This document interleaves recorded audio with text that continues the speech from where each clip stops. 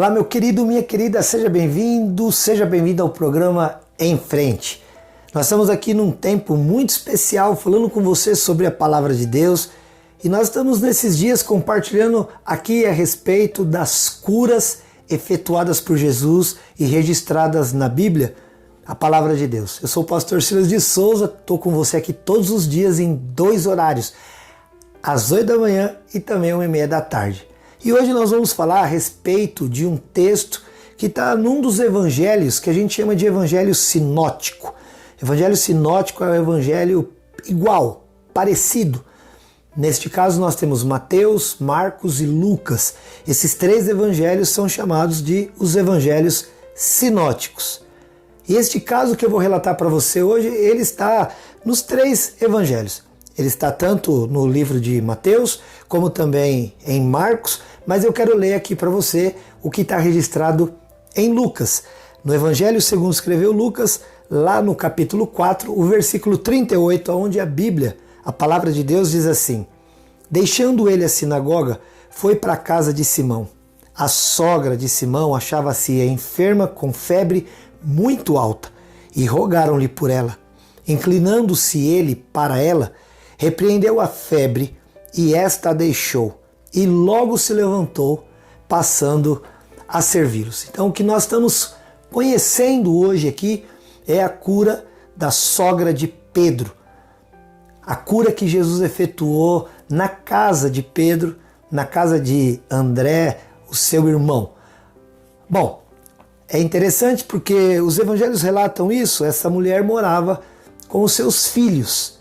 Ela era a mãe da mulher de Pedro, mas ela morava com ele. E há algo de interessante nisso, ali a família reunida. E estando reunida essa família, percebeu-se que uma das pessoas da casa estava doente. E a Bíblia diz, querido, no versículo 38 de Lucas capítulo 4, e é bom conhecer o que Lucas fala, porque Paulo vai afirmar que Lucas ele era médico. Então os detalhes que ele coloca em relação às curas que ele vai contar do que Jesus fez aqui na terra, ele sempre acrescenta um detalhe ou outro que pode ser muito interessante, principalmente para nós hoje que vamos querer entender como as curas que Jesus fazia se efetuavam. Bom, vamos lá. Primeiro, queridos, a Bíblia diz que Jesus deixou a sinagoga e foi para a casa de Simão. Essa casa ficava lá em Cafarnaum e algumas pessoas até acreditam mesmo que Jesus morava ali. Jesus, na verdade, morava em Cafarnaum. Alguns chegam a pensar que ele esteve com Pedro por alguns dias. Então a casa de Jesus, a casa em Cafarnaum, era um lugar que Jesus costumava vir depois das suas andanças, do seu trabalho. E ele trabalhava bastante. Se você olhar os textos que vêm antes disso, aliás, o texto imediatamente anterior fala que Jesus estava curando um endemoniado lá em Cafarnaum. Um pouco antes, Jesus estava curando pessoas com outros problemas, outras enfermidades. E agora diz a Bíblia que Jesus estava deixando a sinagoga, ou seja, ele tinha curado, ele tinha expulsado alguns demônios e ele agora, vindo da sinagoga, então isso indica que ele também estava pregando, ele estava ensinando. E quando ele vai para a casa de Pedro, e como alguns pensam que esta casa também fosse a sua própria, o Senhor Jesus ia para lá para quê? Para descansar. Mas mesmo quando Jesus estava indo para um lugar para descansar, até mesmo vamos dizer para a sua própria casa, querido, ele não se importa que ali ele tivesse que continuar trabalhando. O Senhor Jesus disse uma vez para os seus discípulos assim: o meu Pai trabalha até agora e eu trabalho também. Isso é uma coisa muito importante para que nós saibamos, porque às vezes a gente está passando por uma luta, por uma dificuldade, e a gente chega até a pensar que eu já falei demais com Deus a respeito disso. Chega a ter gente que pensa, eu não vou orar para buscar nada de Deus, eu só vou agora orar quando eu tiver que agradecer. Sabe, tem gente que talvez até pense que cansa o Senhor por buscá-lo pelos mesmos motivos, mas querido, eu quero te dizer uma coisa, a Bíblia diz lá no Salmo que o Senhor Deus, o nosso Deus, não cansa, não dorme. O Salmo 121 fala assim, olha, aquele que guarda Israel nem se cansa, nem dorme, porque ele guarda Israel. Então, enquanto você descansa, Deus trabalha por você. O Senhor Jesus estava vindo das suas atividades comuns e diárias, que era cuidar de pessoas doentes, de libertar pessoas oprimidas pelo diabo, de pregar na sinagoga, mas ainda assim, mais uma vez, antes de pensar em descansar, ele ainda vai operar mais um milagre, mais uma cura. Então você não precisa se preocupar, porque o Salmo 127, por exemplo, diz, olha, Deus trabalha enquanto seus amados dormem. E eu chego a pensar que esse dormir não é necessariamente o sono físico, mas é aquele descanso da alma. Às vezes eu brinco aqui na igreja dizendo assim, gente, se as coisas de Deus fossem mesmo uma empresa, a gente podia dizer que nessa empresa só tem dois tipos de pessoas, uma que trabalha e outra que descansa. Então, se isso é assim, nesta empresa, o que trabalha é Deus. Eu e você temos a obrigação de descansar nele. O Salmo 37 fala, descansa no Senhor. Não importa o que você esteja passando, não importa o que esteja acontecendo na tua vida, o Senhor te chama a descansar nele. Isaías fala, nunca se viu nem se ouviu de um Deus que trabalha por aqueles que nele esperam. Não cansa, ele não dorme. Enquanto hoje, depois do seu tempo de sono, de descanso, se você for dormir, querido, saiba que você pode entregar tudo na mão dele e ficar tranquilo e em paz, porque ele vai estar cuidando para que no outro dia, quando você se levante, as coisas possam começar a acontecer para melhor. Então, eu quero te colocar já de cara isso. Talvez você esteja cansado, oprimido por alguma situação da tua vida. E o Senhor Jesus fala em Mateus 11, 28, vinde a mim, você que está cansado e sobrecarregado, porque eu, diz o Senhor, te aliviarei. Tomai sobre vós o meu jugo, porque eu sou manso e humilde de espírito, e você vai encontrar descanso para a tua alma. Quando eu era aluno, lá no ensino fundamental, eu lembro que eu tinha um professor de matemática, até o nome dele era Simão. E o professor Simão, às vezes ele se cansava da bagunça da criançada, né? Eu estava, naquele tempo a gente chamava de quinta série, hoje é o sexto ano, tinha entre 10 e 11 anos de idade.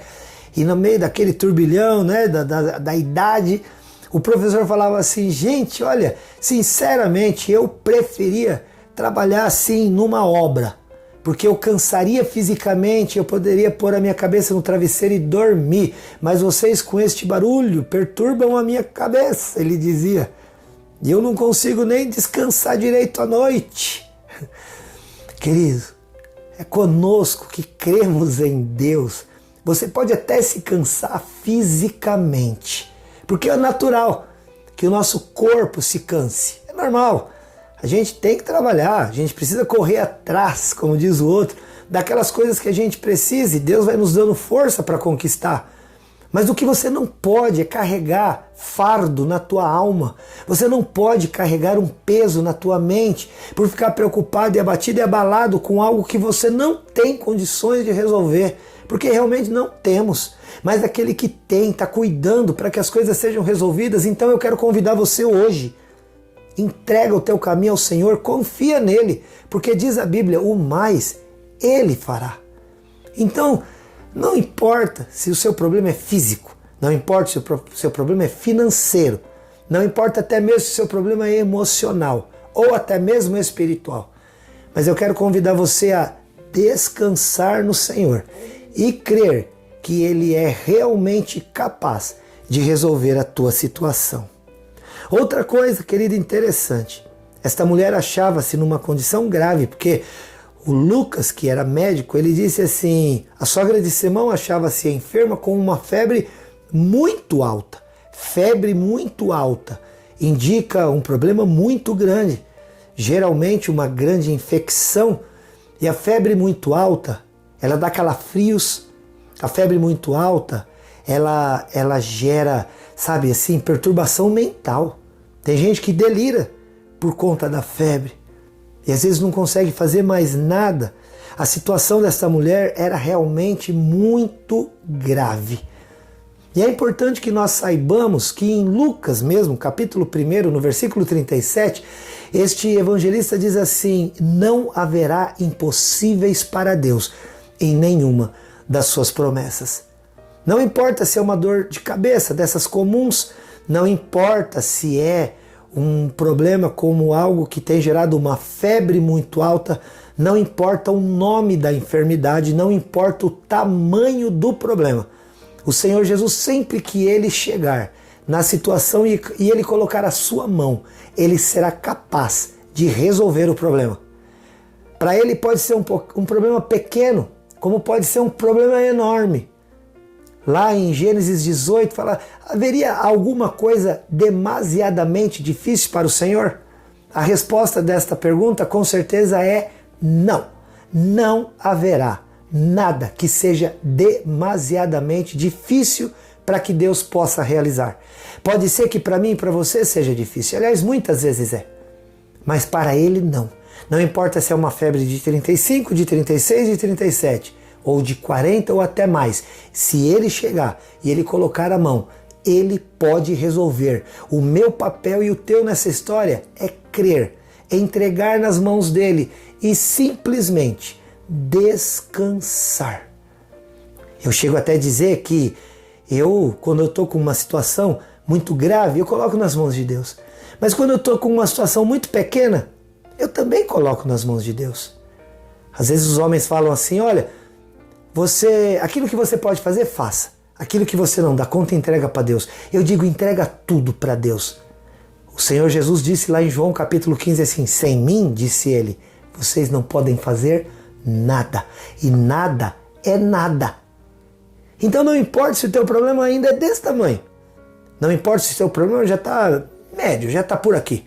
Ou se você já está com uma situação, que como diz, já está por aqui, já estou por aqui.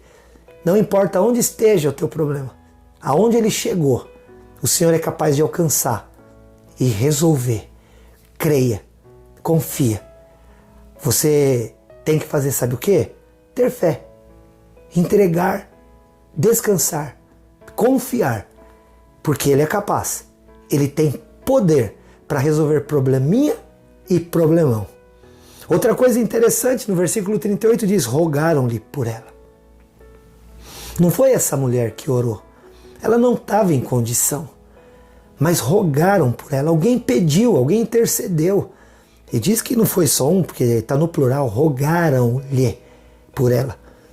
Olha, geralmente, querido, os nossos problemas vão fazer com que outras pessoas sejam abençoadas. Porque quando nós estamos com uma dificuldade, alguém vai interceder por nós. E os problemas têm gerado, sabe o quê? Grandes avivamentos. Uma pessoa começou a orar, outra pessoa começou a orar, outra pessoa começou a orar. Quando viu, havia um grupo orando, de maneira que o Senhor Jesus ouviu a oração. E aí ele inclinou-se para aquela mulher, repreendeu a febre que a deixou e ela voltou a servi-los. Então, meu amado, não fica preocupado. Às vezes você fala assim, eu já estou incomodando as pessoas. Não. Quando você está passando por uma situação complicada, você precisa entender que se você levar uma pessoa a orar por você, o teu problema, ele já produziu um propósito, que é levar alguém para mais perto de Deus. Isso é maravilhoso, porque você já chegou mais perto dele para pedir pela solução da tua causa. Mais alguém que te ama está orando, e mais um grupo, e quando você vê, o teu problema tem gerado avivamento.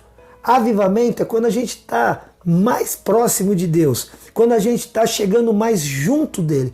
E se a tua luta provocou um avivamento, provocou que pessoas chegassem mais perto de Deus, você sabe que a tua situação, ela cumpriu um grande propósito aqui na terra. Então, no nome de Jesus, recebe esta palavra e toma posse. Pode descansar, porque Ele trabalha por você. Não importa o tamanho da febre, da luta, da dor, do problema, Ele é capaz de resolver. E não se preocupe de achar que com o teu problema você está incomodando os outros. Não, Porque quando você leva alguém a te ajudar, quando você leva alguém a interceder, você está também cooperando para que aquela pessoa fique melhor. Sou o pastor Silas de Souza e quero deixar aqui com vocês esta palavra e que você seja muito abençoado por ela.